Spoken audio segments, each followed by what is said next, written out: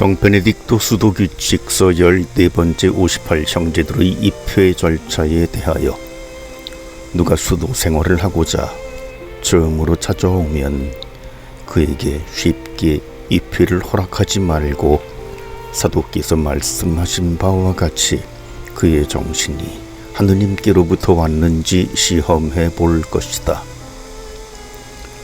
그러므로 만일 그 찾아온 사람이 항구히 문을 두드리고 자기가 당하는 부대접과 입회의 어려움을 4-5일까지 인내로이 참아 견디며 그의 청원이 꾸준해 보이거든 그에게 입회를 허락하고 며칠 동안 객실에 있게 할 것이다.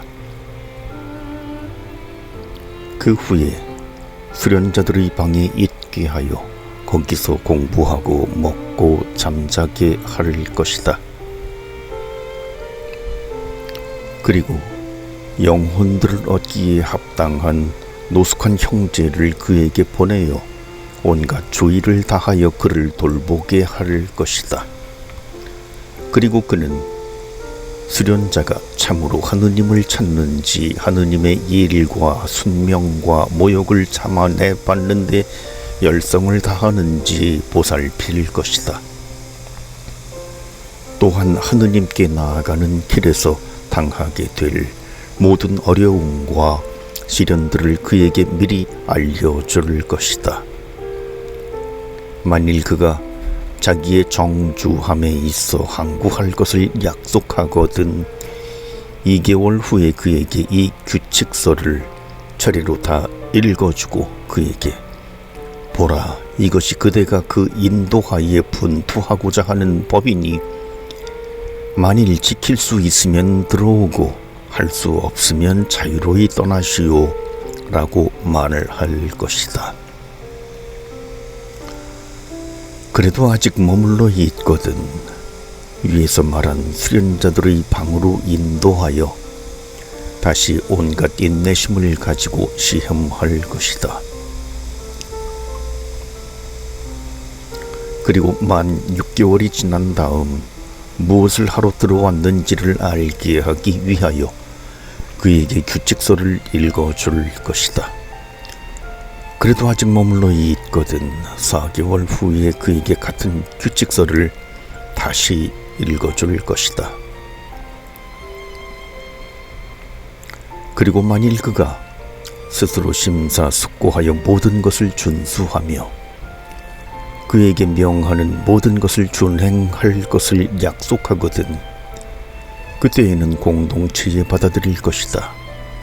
이때 그가 알아야 할 것은 규칙서의 법으로 정해진 대로 그날로부터 수도원을 떠나지 못하며 또 규칙의 멍에에서 목을 벗어나지 못한다는 것이니 그토록 오랫동안 숙고하여 이 규칙을 거절하거나 받아들일 수 있었기 때문이다.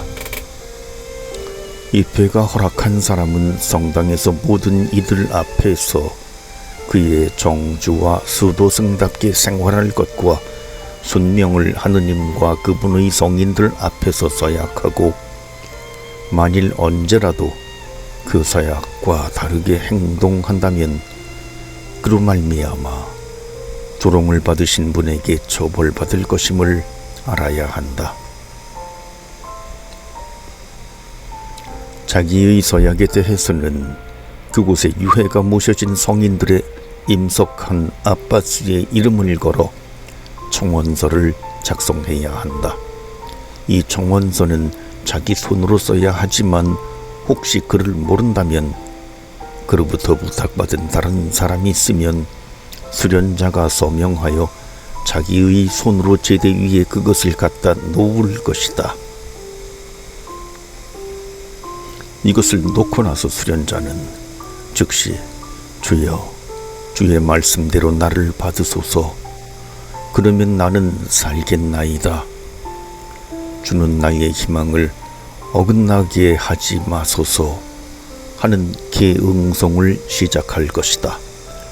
공동체 모두는 이 계응송을 3번 반복해 응답하고 영광송을 덧붙일 것이다. 그때 수련자 형제들은 각 사람들의 발 아래 엎드려 자기를 위해 기도해 주기를 청할 것이다. 그리고 그는 이날로부터 공동체의 일원으로 간주된다. 만일 그가 어떤 재산을 가지고 있다면 미리 그것을 가난한 사람들에게 희사하든지 혹은 법적 증서를 작성하여 수도원에 기증하든지 하여 아무것도 자기에게 남겨두지 말 것이니 그날로부터는 자기 몸에 대해서라도 아무런 권리를 가지지 못한다는 것을 알기 때문이다. 그러므로 즉시 성당에서 그가 입고 있는 옷들을 벗기고 수도원의 옷들로 갈아입힐 것이다. 그러나 그가 벗은 옷들은 옷방에 따로 보관하였다가 이런 일이 없어야 하겠지만 만일 그가 어느 날 악마의 유혹에 빠져 수도원에서 나가게 될 경우 수도원의 옷을 벗기고 내보내게 하기 위해서이다.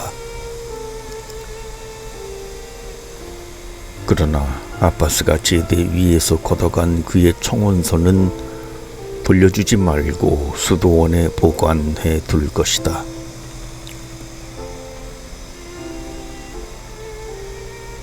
59. 귀족들이나 가난한 사람들이 자기 아들을 봉헌함에 대하여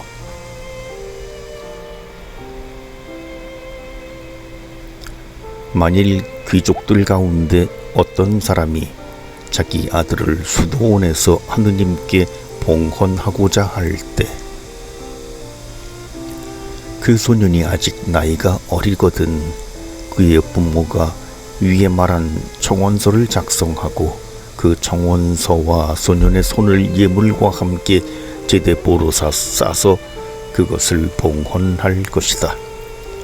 그의 재산에 대해서는 같은 청원서 안에서 맹세의 형식으로 자기 자신은 물론이고 중개자를 통해서나 어떠한 방법으로서도 혹은 아무 때라도 그에게 무엇을 주거나 무엇을 소유할 기회를 주지 않을 것을 서약할 것이다. 그러나 만일 그 부모들이 이렇게 하기를 원하지 않고 후에 받게 될 보답을 위하여 무엇을 수도원에 시사하기를 원한다면 바치기를 원하는 물건들을 수도원에 기증할 것이며 만일 원한다면 거기에서 나오는 이익은 자기에게 돌려주도록 할 것이다. 이렇게 해서 그 소년에게 재산에 대한 어떤 미련이 남아 있어서 이로써 그가 유혹을 받아 멸망하는 일이 없도록 모든 길을 막아버릴 것이다.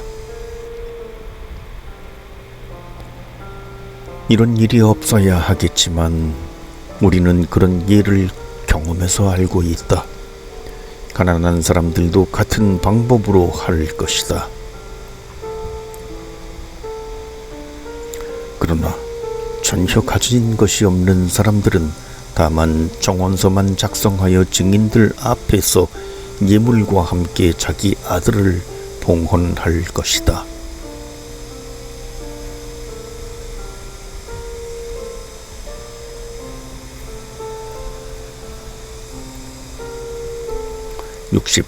수도원 안에 거주하기를 원하는 사제들에 대하여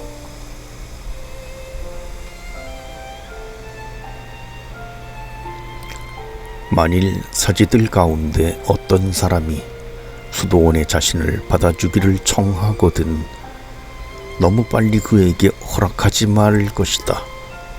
그러나 만일 그가 이 간청에 아주 꾸준하거든 받아줄 것이나 자기는 규칙서의 모든 규율을 준수해야 함을 알 것이다. 친구여, 그대는 무엇을 위하여 왔는가? 라고 하신 성서의 말씀에 따라 그에게 아무것도 늦추어 주지 말 것이다. 그러나 아바스 다음에 서게 하여 강복을 주며 미사를 드리게 할 수 있으나 아바스가 그에게 명령했을 때만 그렇게 할 수 있다. 그렇지 않으면 아무것도 감히 할 수 없으며 자기는 규칙의 법규 아래 속해 있다는 것을 알고 오히려 모든 이들에게 겸손의 모범을 보여주어야 한다. 만일 수도원 안에 직책의 임명이나 어떤 일의 사정이 있거든 수도원에 들어올 때 받은 그 자리를 따를 것이지 사제직에 대한 존경심 때문에 허락된 자리를 따르지 말 것이다.